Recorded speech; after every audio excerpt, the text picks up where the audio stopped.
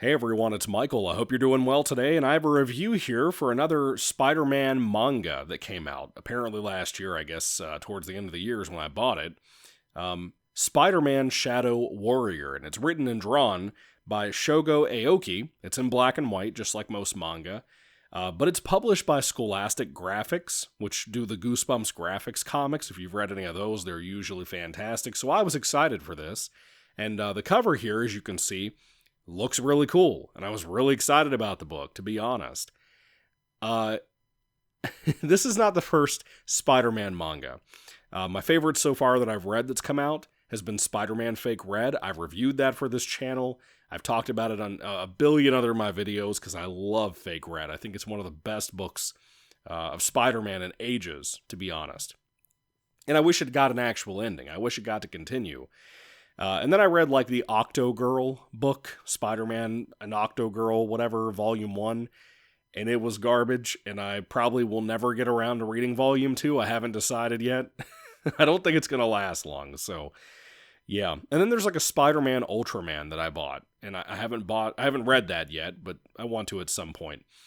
So just in a matter of a handful of years, this is like the fourth or fifth adaptation. If I'm forgetting any, forgive me.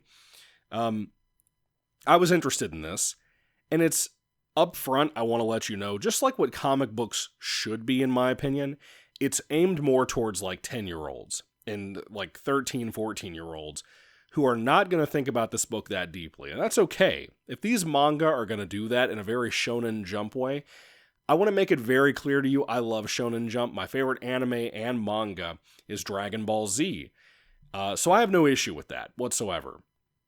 But it's just about preparing you to have expectations and also critiquing how there's a lot of stuff in here that doesn't make any sense. I guess I'll start with a story. I picked up this book because the cover of it had Kingpin, Spider-Man in a really cool colored way, and an awesome looking Venom that I thought would be a play on Agent Venom. And it kind of just steals from it. It doesn't really do a nice tribute to it, to me. I think if you have like a niece or a nephew or a son or a grandkid or whatever who loves Spider-Man and maybe loves Venom stuff, this would be great for them if they're younger. Whether they're a young kid like 5, 6 years old or whether they're like a teen or a preteen, I think they'll really dig this. If you're not picky about Spider-Man stuff, I think you'll really dig this, especially if you love manga. But to me, I think it's got too many issues for me to really thoroughly love it. The story in general is that we follow a young man who, at the beginning of the book, is trying to become a police officer at a recruitment station, and his name is Hyo, Hyo, and he gets beat up really bad. Really bad at the recruitment station. So much so that his poor sister, who is a doctor, one of the only ones in his feudal Japan village, mind you, feudal Japan, as in classical Japan, she has to basically carry him home in a cart that she pulls. And at one point, he's just kind of roaming around, and also, by the way, their mom died and their dad's been in jail. They don't know if he's even alive anymore. It's kind of sad that they're kind of orphans, but they love each other. They want to take care of each other, but Hyo just cannot land the police job. He's a very weak guy. He wears glasses. Basically, Hyo one night encounters Spider-Man, who is breaking into the governor's house, manor, whatever, and that happens to be the Kingpin. The Kingpin came from America to feudal Japan, as if it was just across the ocean, not across times, which is bizarre. The book never explains that. It's not mentioned on the back of the book, aside from claiming it's a parallel universe. That's not in this book whatsoever at all. This book is only about 180 pages. It probably needed to be closer to 250, or maybe have a secondary volume or something. It never goes into that. I don't even think there was a mention in here of the Spider-Men, yes, there are multiple, coming from another dimension, like a Spider-Verse type of thing. But it's clearly trying to play up on that, and some other things I'll get into. But he encounters Spider-Man, and Spider-Man is like beaten up really badly. Like, he barely survived getting out of the Kingpin's governor manor or whatever. And how did the Kingpin even become a ruler in this area called Edo, Japan? How did that even happen? He's not even like a local. How the fuck did he come in there and get governorship? That's crazy to me. And you can say it's because he's a criminal, probably had some resources to do that, probably blackmail, so on and so on. It's not mentioned in here. You assume that's the assumption, I guess.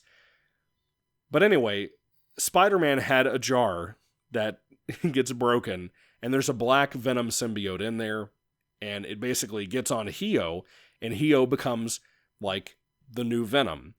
But in the form of like a ripoff of Agent Venom. And I have a lot of complaints about this. Everything from the design to the execution. It's all kind of stealing from Agent Venom, which is okay. I don't mind comics stealing from comics. That's okay. But like the design of this symbiote to me, it's a lie on the front cover here. He doesn't look like that. What he actually looks like when the mask and stuff is on is a ninja. Yeah, he is basically a symbiote ninja. A ninja Spider-Man is what some people refer to him in here. And like the names he gives his symbiote and stuff throughout the book, they're so bad. They're not even memorable. This costume design to me, look, I think Shogo Aoki, I think the art is beautiful in here. It's in black and white like most manga. It is beautifully drawn most of the time until you get to some fight scenes where the gutter just ruins the book, where you can barely make out what's happening. That's an issue in manga in general. I've talked about that in the past. But the art style is gorgeous. I love it. It's a beautiful looking book. And yet that design for the symbiote Spider-Man ninja is fucking crap. I'm sorry. It looks so bad. He looks like Agent Venom in feudal Japan. He's got like little panels, like almost like a skirt on his legs. He has kind of like almost like these Ben Reilly things around his wrists. Like you can see it on the cover photo here, and that looks cool. The symbiote symbol on his chest looks cool. But if you got to see the full mask, right, on the cover, which they don't show, because this Venom symbiote, kind of like the Agent Venom one, and what it shows here on the cover, sometimes the more angry Hio gets, the more the symbiote gets angry, and becomes more of the monstrous Venom, like in the Rick Remender run of Agent Venom. Which, again, I don't mind you borrowing that. Do something cool with your version, and I don't think this book does that well. Anyway, when this ninja Spider-Man is in the Spider-Man form, it looks like somebody took those metal pieces of the headband of Naruto characters and put it on his chin like an idiot. It's goofy looking. I just do not like this look. It also reminds me I think it was the Cullen Bunn writer who took over after Rick Remender on Agent Venom. There was like a side character that became Flash Thompson, Agent Venom, whatever's little sidekick character. It was like a teenage girl or a young woman who had like a Venom symbiote too, and she had like a spiky Sonic the Hedgehog haircut, and it was just idiocy. That's what this character looks like to me. A form of that. Even down to when he's not in the symbiote outfit and you see his haircut. He looks goofy. But I like that when he gets the symbiote, like when he wakes up the next day or whatever, they kind of throw a reference to Peter from the comics, and especially the Sam Raimi movie, where Peter no longer needs his glasses. And Hio doesn't either, and he's a lot more muscular and strong now. But then he finds out that there are two other Spider-Men, and you can probably guess who those are. Yes, they're not anywhere on the book, except for in the write-up on the back of the book, which I never read going into it. Miles Morales, who also has a ponytail, by the way. And when he has his mask on, it's just a perfectly fine, smooth surface. That makes no sense. And Gwen Stacy. Spider-Gwen. Who is apparently nowadays, as of 2025, as far as I can tell, called Ghost Spider, which is the most lame thing I have ever heard someone call a Spider-Man. That's just dumb. Just dumb, dude. I can't stand the Spider-Ghost name. It's dumb here. It's dumb everywhere. So this is also, at that point, it occurred to me, supposed to be the book that brings in the kids like my nieces and nephews who love this current cartoon. It's more like a baby show called Spidey, where it's Gwen and Miles and Peter doing their little, kind of Bob the Builder-esque adventures. My nieces and nephews love that show. This is the kind of book that when they hit like that age of like 6 and 7 and 8 and 9, that they could read this. It's got a little bit of death in there, sort of, kind of. Like, characters will be stabbed in the chest. There's some other side villains that come up in here, but not really. Like, there's the Hobgoblin, and he looks awful. Awful. The Scorpion is in here. Scorpion looks really cool to me, even though it's not really Hobgoblin and Scorpion. If you've read the book, you know why. The whole feudal Japan take on this book, the locations are great, but the character designs are not. Kingpin's wearing, like, the outfit that, like, governors would wear back then. It's really goofy, to be honest. The Gwenpool, I keep trying to call her that. The Ghost Spider-Gwen outfit looks goofy to me. The Miles one is even worse.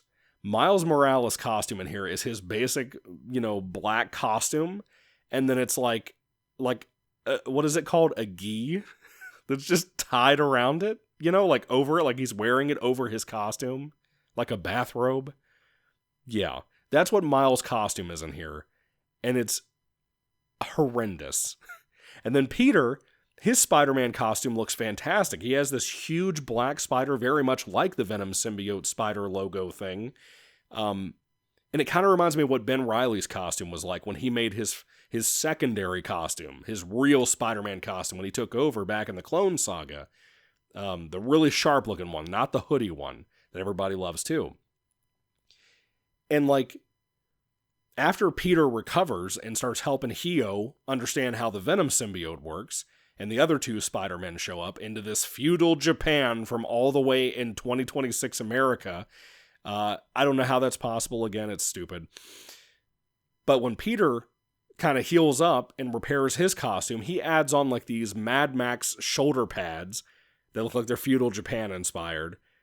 And mind you, even though this is like a feudal Japan setting, even if it was a parallel universe change-up thing, which is, again, never mentioned in the book, everybody knows who the Spider-Men are.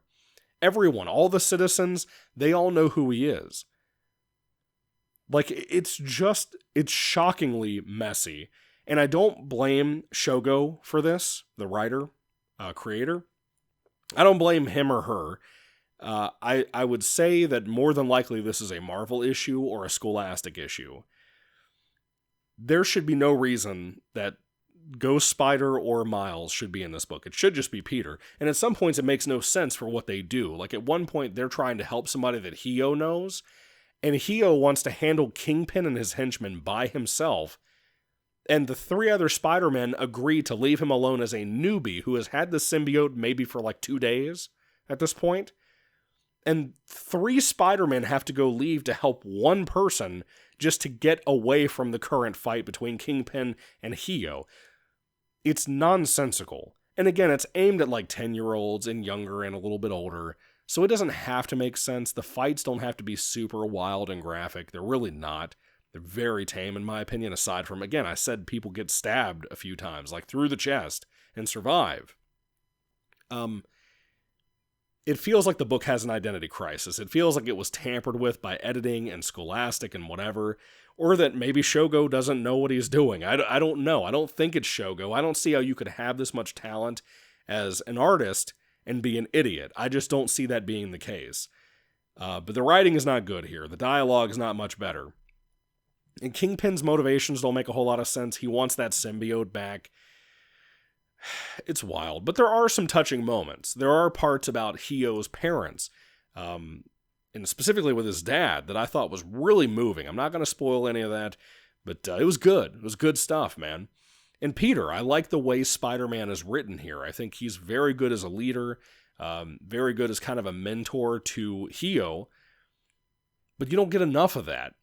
And like, if you don't know anything about Miles Morales, you're going to be shocked when he's throwing out lightning bolts out of nowhere in the book. Just out of nowhere. Like he's Palpatine or something. It's a mess of a read, and I'm sad to say that, because I was excited for the book when I heard it was coming out. So anyway, I don't really have anything else to say. I'm not going to spoil any plot points or anything, even though I've talked about probably a good chunk of it at this point. But you'd be surprised, with all the things I've told you about for the setup of the book, there's not a whole lot actually event-wise. Enough to fulfill a 200-page manga, but just, it's not great and it doesn't make sense. You know, it doesn't make sense how they came from America to feudal fucking Japan hundreds of years ago, thousands of years ago, whatever it was. I'm not a historian, I don't know. I'm not good with dates and times and all that shit. Point is, it doesn't make any sense and it's a mess. And I would advise, unless you're a child or a teenager, it's not worth dumping your time and money into. Read something better. Read Spider-Man Fake Red. Again, that was phenomenal. I've heard Ultraman Spider-Man was really good, and that's a manga, not the American Comics one that we've had in the past, I believe. But check out Fake Red. If you like this, check out Fake Red and tell me it's not a better book, even though it's not about Peter that much. Yeah, so what do you think about Spider-Man Shadow Warrior? Do you love it? Do you hate it? If you're a younger person, or if you have a younger person in your family that you either got this for or you bought it yourself, what did you think of this book? I think it's cool that this would be on the shelves for like scholastic book fairs if they still do that at schools. That'd be awesome that this would be there. I think kids would pick this up because the cover's awesome. I just wish that it was a different design for Ninja Spider-Man, who looks like garbage in the book itself. Such a cool cover, man. Anyway, what do you all think? Put your thoughts and comments down below about this, about the other Spider-Man manga out there. I'd love to hear everything you have to say about all of them. Anyway, check out the other reviews, too. I've got some reviews on the channel for those other ones. Thank you again. God bless you guys. Catch you later, and goodbye.